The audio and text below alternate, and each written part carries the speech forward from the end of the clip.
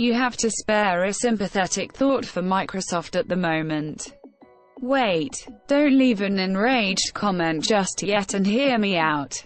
Microsoft screwed up in a big way with the Xbox One, running quite possible the worst console marketing campaign in history and showing a brutal disregard for gamers in their pitch. But they've adapted and they've listened, making an unprecedented number of post-launch changes to their existing ethos that suggest they're really trying to make amends. Backwards compatibility, streaming between Windows and Xbox, and bolstered support for indie games among other things. Yet unforgiving gamers that we are, we're just having none of it.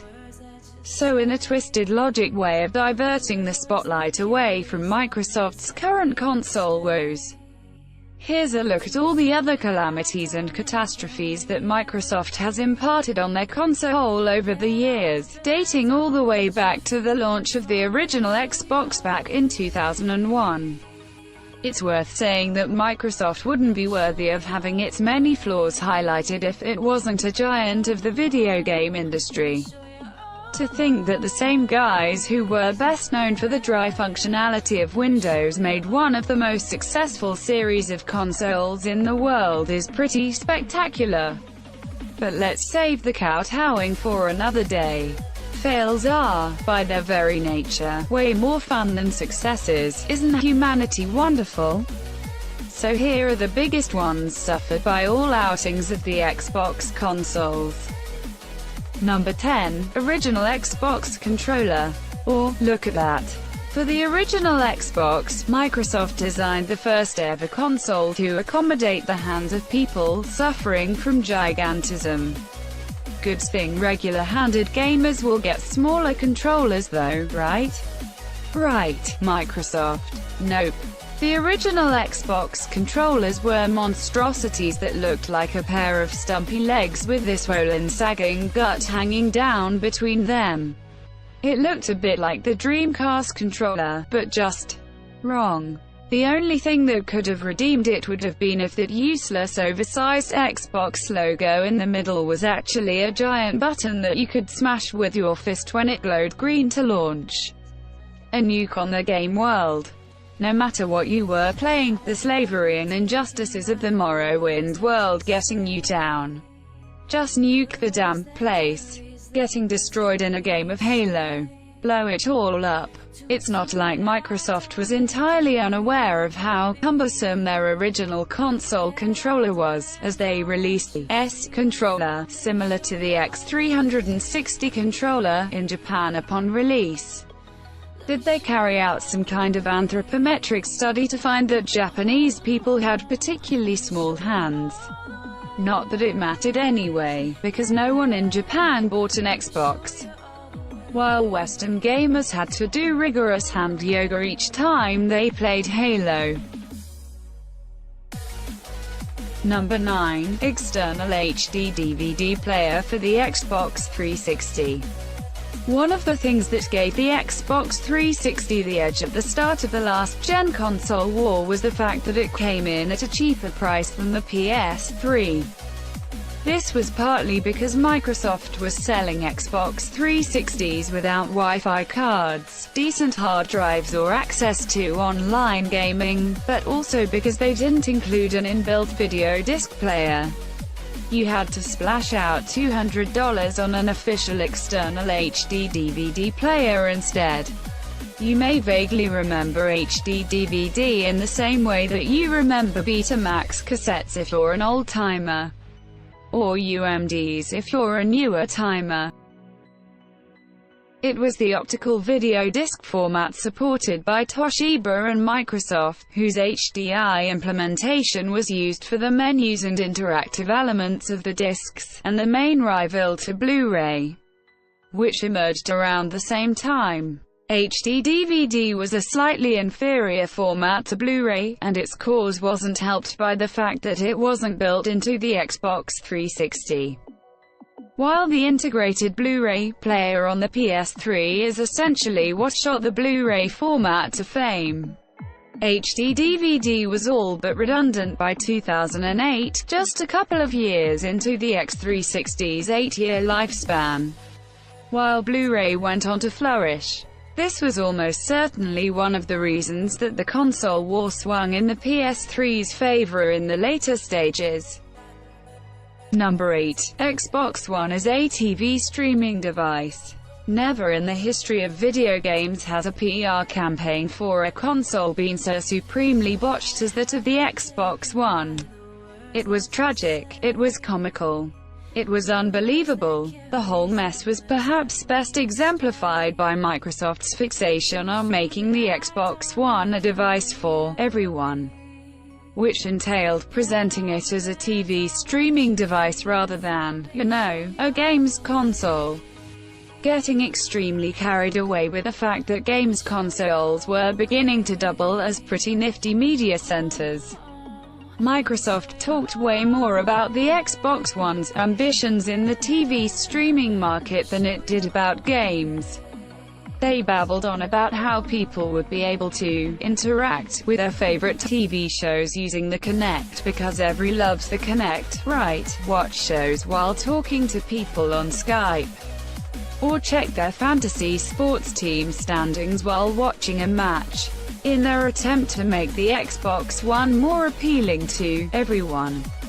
Microsoft not only failed to do so but also alienated their core demographic, gamers, in the process. It's telling that Microsoft's in-house TV studio, Xbox Entertainment Studios, shut down shortly after the announcements, with Microsoft desperately hoping that people would soon forget this whole episode ever existed. But this moment should never be forgotten, so future console manufacturers can always look back and see what happens when they ignore the simple needs of the gamer. Number 7. Microsoft Kinect. Sneaking a look over at the runaway success of the Nintendo Wii, Microsoft can't be blamed for thinking to themselves, "We can do that." So while Sony went off and made the light-up dildo that was the Move controller, Microsoft went for something a bit more ambitious and infuriating, in the form of the Kinect. The idea of a motion controller in which you didn't actually need a controller was kind of neat, until gamers realized that this meant they had to get up off their asses and move their arms around like a low-level mime artist, or flap them manically like a skydiver whose parachute failed to open. It utilized advanced camera sensors, a microphone, and plenty of other pricey tech, to the tune of $150, but it just didn't know what to do with them. Before anyone actually realized they didn't want the Kinect, 8 million of the devices were sold within its first 2 months of release. So far so good, until it became clear that the only games being released for it were family games and fitness trainers that felt like knockoffs of equivalent, more established games on the Nintendo Wii. None of the major publishers were interested, apart from reluctantly chucking in pointless Kinect gimmicks like the referee in FIFA 15 hearing your swearing and punishing you accordingly. And the Kinect should have been left to fade into obscurity. But Microsoft foolishly refused to throw in the towel, and carted the Kinect out for a comeback attempt just a few years later. Number 6. Xbox One price. Bundled Kinect. When Microsoft announced that it was selling every single Xbox One console with a Kinect included, you could almost laugh it off as a perverse joke. Not only did this raise the price of the Xbox One to $100 more than the PS4, but there was a good chance that you already owned the damn thing and would now have to buy it again. The Kinect was pretty much the bogeyman of the Xbox One, with its all-seeing eye and all-hearing mic looming over the console like some specter scaring everyone away from buying the console. It could be a bedtime tale told by Sony to people considering buying the Xbox One. Don't buy the Xbox One, otherwise the Kinect will rip you off and watch you while you sleep. Thankfully, Microsoft seems to be getting over its severe case of brain fart and has recently unbundled the Kinect from the Xbox One. But is it too little, too late to turn the tide in this console war? Number 5. Xbox SmartGlass. Come on, rack your brain and try really hard to remember what SmartGlass is. After all, it was only released back in 2012, still technically exists, and continues to be supported by Microsoft. No luck. Understandable. SmartGlass is a companion app for the Xbox 360 and Xbox One, which uses your smartphone or tablet as a second screen for an extremely limited number of games and TV shows. It's not technically the worst idea in the world. But if the Wii U proved anything, it's that people like to keep their eyes glued to the main screen when gaming. All the few games that implemented SmartGlass did so in a half-assed way, like Halo, for letting you look at match stats, or the Game of Thrones app, which let you look at information about the show while, you're watching the show. Yes, there's a definite flaw in logic there.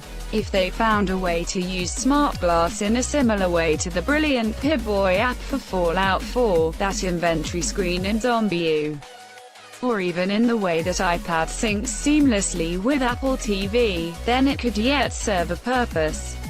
But it's now been over a year since any game has implemented the feature in any way, so it looks set to go the way of the HD DVD Dodo. Number 4. Xbox 360 without hard drives, Wi-Fi or online access. The basic, core models of the Xbox 360 were cheap upon release. Very cheap.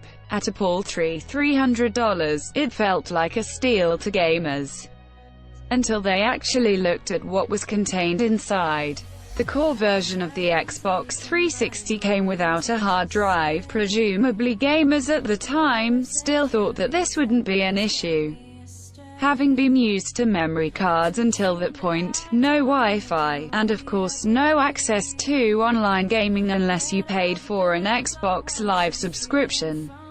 It also came with a wired controller rather than a flashy new wireless one, and no new-gen video disc player, but hey, an external HD DVD one would only set you back $200. Paying for these mostly essential extras would add at least another $150 to the Xbox 360 price. And the majority of gamers didn't realize that their core consoles to be virtually unusable without things like hard drives and an online subscription. The Xbox 360 core was the most piecemeal console ever released, requiring connectors and wires for all its little extras, making it a tentacled monstrosity of a console once you got all the bits. Add the HD DVD player to the mix, and you're looking at the X360 costing around well over $500, with a number of wires and cables sticking out of it, making it look like it was on a life support machine. Number 3. Rare's ruin. Rare was the golden child of the fifth console generation. Its N64 roster was legendary, and helped propel the console to historical greatness despite its technical defeat to the PS1 in its console war. With a games catalog including the likes of GoldenEye 64, Banjo-Kazooie, Perfect Dark and the entire Donkey Kong Country series, plenty of N64 fans made the jump to the Xbox 360 after Microsoft announced that it had bought Rare out. Expectations were high that Rare had a bright future on the Xbox 360. But it was not to be. Rather than continuing to support Rare and help them evolve, Microsoft assigned them two HD remasters or remakes of classic games like Conker's Bad Fur Day, Banjo-Tooie and Perfect Dark. While the games were fine, fans were left wondering when they'd see a true new Rare game on Microsoft's console. The best we got out of Rare in their X360 tenure was Banjo-Kazooie.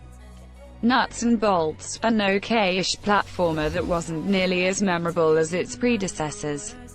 Adding insult to injury, Rare was given the uninspiring task of working on Vapid Connect sports games for the past few years.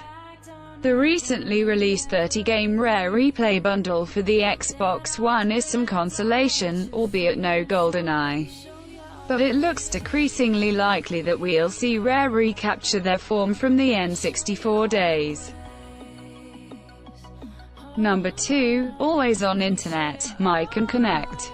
With the Snowden revelations about government surveillance seemingly proving that all those crackpot theories about our governments were correct, it wasn't a great call by Microsoft to announce that the Xbox One was going to require an always-on internet connection, and monitor you with its always-on Connect camera and mic.